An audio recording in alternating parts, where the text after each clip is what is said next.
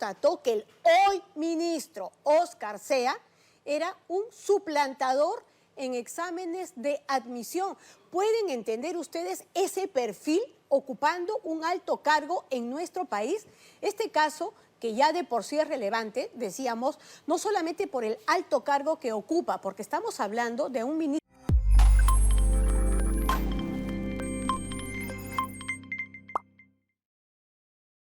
Hablando de este gobierno, vamos a lo que hay en el Ejecutivo. Además de los ministros de Salud y Justicia muy cuestionados, hay otro que está pasándola bien, pero bien desapercibido, a pesar de su pasado, que además es realmente tenebroso. Es el caso del ministro de Desarrollo Agrario, Óscar Sea.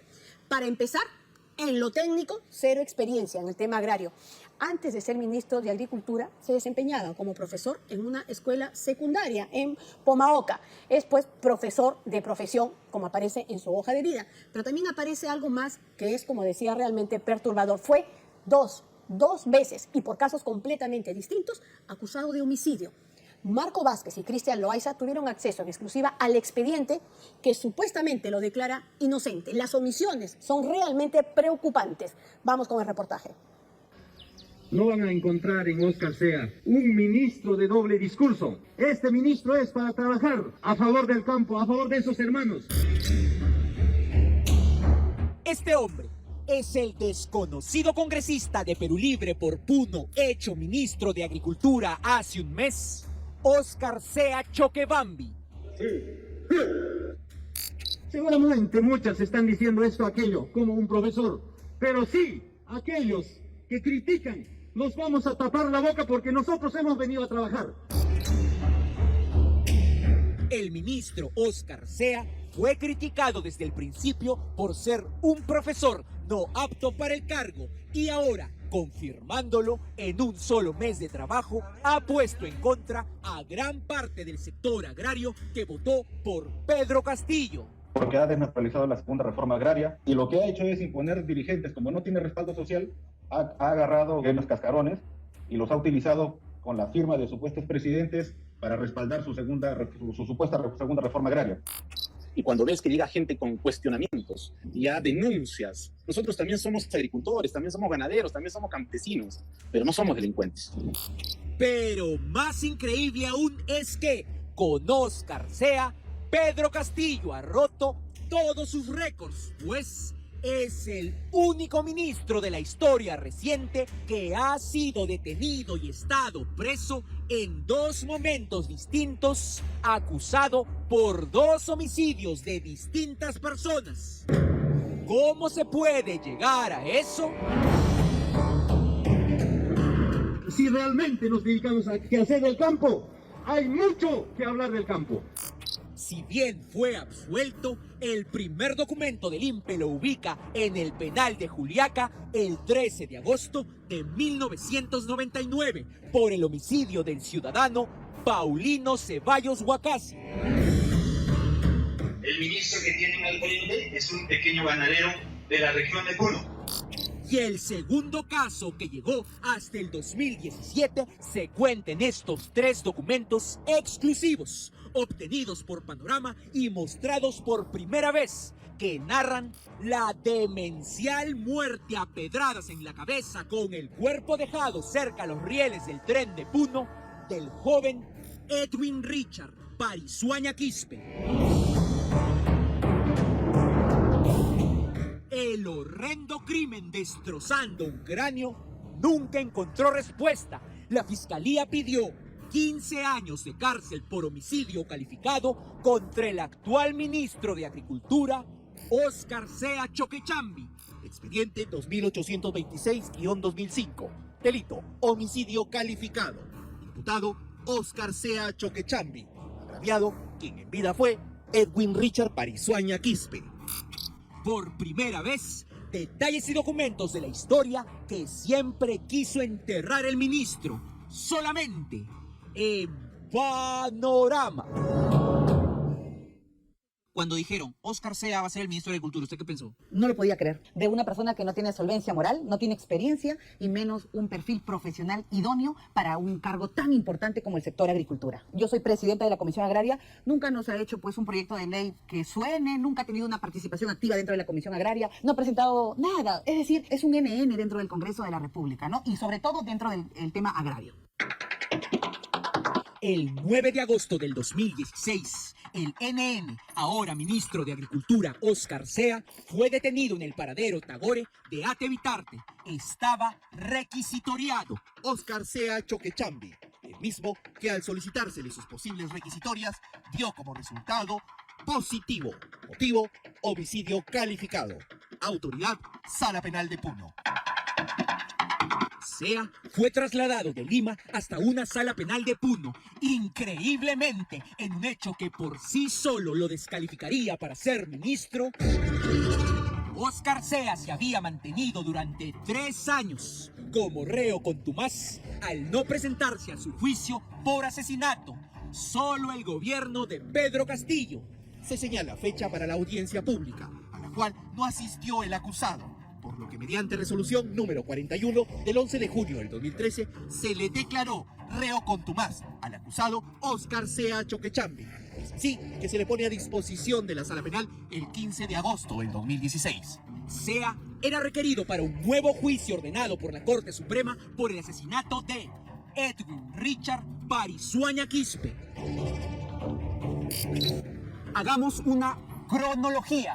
En octubre del 2010, mediante esta sentencia, se absolvió a Óscar Sea del delito de asesinato. Sin embargo, en el 2011, mediante este fallo de la Corte Suprema, se indicó que la sentencia del 2010 era nula, que no se habían valorado bien las pruebas, que no se había juzgado bien. Por lo tanto, se debería hacer un nuevo juicio que lo llevara a otra sala. ¿Quién firma el fallo de la Corte Suprema? Puros pesos pesados: Lecaros, Prado Saldarriaga, Elvia Barrios, Príncipe Trujillo y Villa Bonilla, que pedían, entre otras cosas, que se haga un examen de ADN a la ropa de Óscar Sea, donde se encontró manchas de sangre. Un crimen sin castigo. El martes 7 de junio del 2005, el asesinado Edwin Parisuaña tomaba en un bar de Puno junto con su amigo Roger Mamani, cuando lo llamó Óscar Sea para cobrarle dinero. Parisuaña le dijo a Sea que fuera al bar. Sea llegó y los tres libaron en la misma mesa. El amigo Roger Mamani asegura que Sea le reclamó dinero al asesinado Parisuaña. Llegó un cuarto muchacho luego. Todos se conocían de su distrito de nacimiento, Taraco, e incluso se trataban como primos. Lo cierto es que los 4 se emborracharon. A Roger Mamani se lo llevó su novia. Solo quedaron 3, Sea, Parisuaña y un muchacho más, quienes fueron desalojados del local ebrios a las 10:30 de la noche de ese martes. Sea declaró que solo recordaba tramos. Cuando salió del local, dijo que borró película por borracho. No vio más al cuarto muchacho. Solo recuerda en su testimonio a él y a Edwin Parisuaña. Lo cierto es que a la mañana siguiente, Puno se despertó con uno de los más horrendos crímenes del año. Edwin Parisuaña tenía el cráneo destrozado a pedradas, que quedaron con sangre y cabellos, al lado de los rieles del tren, a la altura del frontis de la Universidad del Altiplano. La investigación halló 2 cosas al revisar las casas de los implicados. 1, que los muchachos falsificaban certificados de estudios y que el profesor Óscar Sea era suplantador de exámenes de admisión. Al interior de la vivienda ocupada por Roger Mamani se encontró dentro de una bolsa de polietileno 2 fichas RENIEC, un certificado de estudios, 9 sellos de diferentes centros educativos, así como municipalidades. los que habrían sido utilizados en la falsificación de documentos. Roger Mamani le habría referido a su conviviente que Freddy Estofanero habría sido sorprendido pretendiendo obtener el ingreso a la Universidad del Altiplano, luego de haberle entregado la suma de 3.600 soles a Óscar C.A. Choquechambi. Y 2. Hallaron ropa, jean y casaca de Óscar C.A. con manchas de sangre lavadas en la habitación que ocupaba el ahora acusado Óscar C.A., encontrándose en su interior, dentro de las frazadas, una casaca color beige. Concluyendo en la muestra B, se encontró manchas de sangre humana del grupo O. Con la sangre humana confirmada en la ropa de C.A. y con los testimonios que aseguraban que existía un conflicto entre ellos, el fiscal mandó a detenerlo y pidió 15 años de cárcel para él. Los padres del fallecido aseguraron que Óscar C.A. sí tenía problemas con su hijo. Sin embargo, C.A. dijo que la sangre era de una herida antigua por caída de moto. Se presentó como testigo de descargo a su casera, quien dijo que lo vio entrar a las 10 a su habitación y que cerró la reja. Al final, la sentencia del 2010 fue solo de valoración de testimonios y señaló que no hubo suficientes pruebas para condenarlo.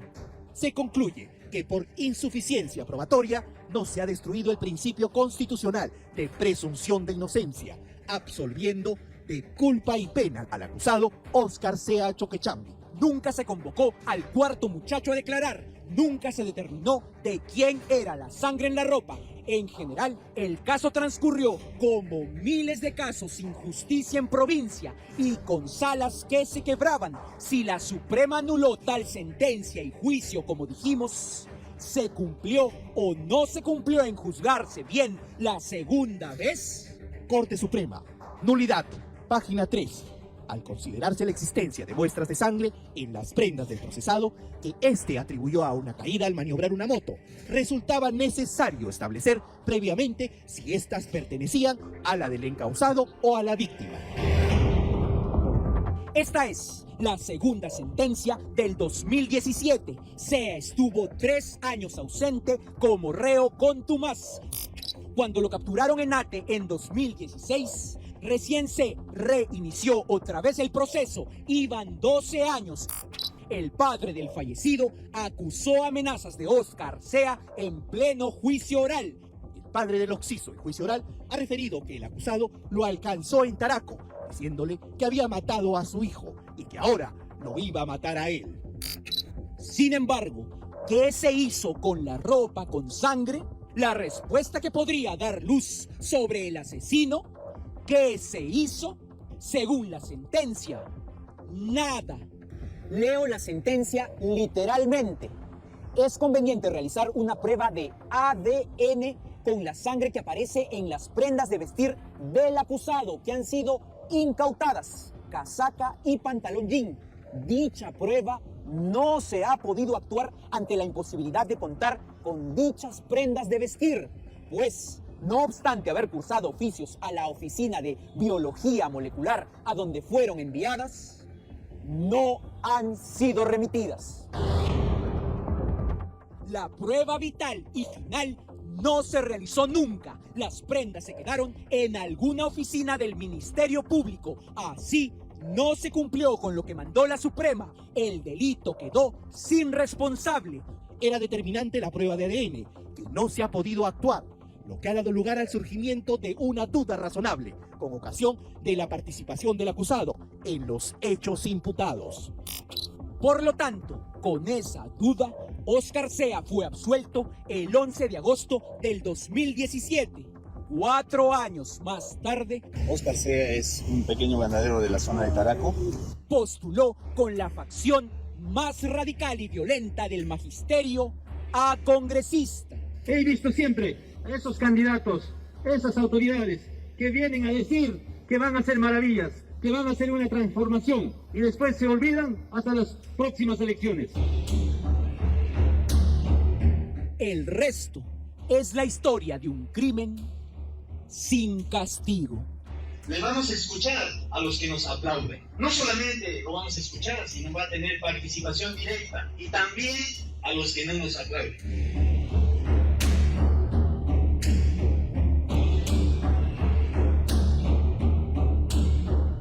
O sea, además de la tenebrosa historia del crimen sin resolver, la investigación también constató que el hoy ministro Óscar Sea era un suplantador en exámenes de admisión. ¿Pueden entender ustedes ese perfil ocupando un alto cargo en nuestro país?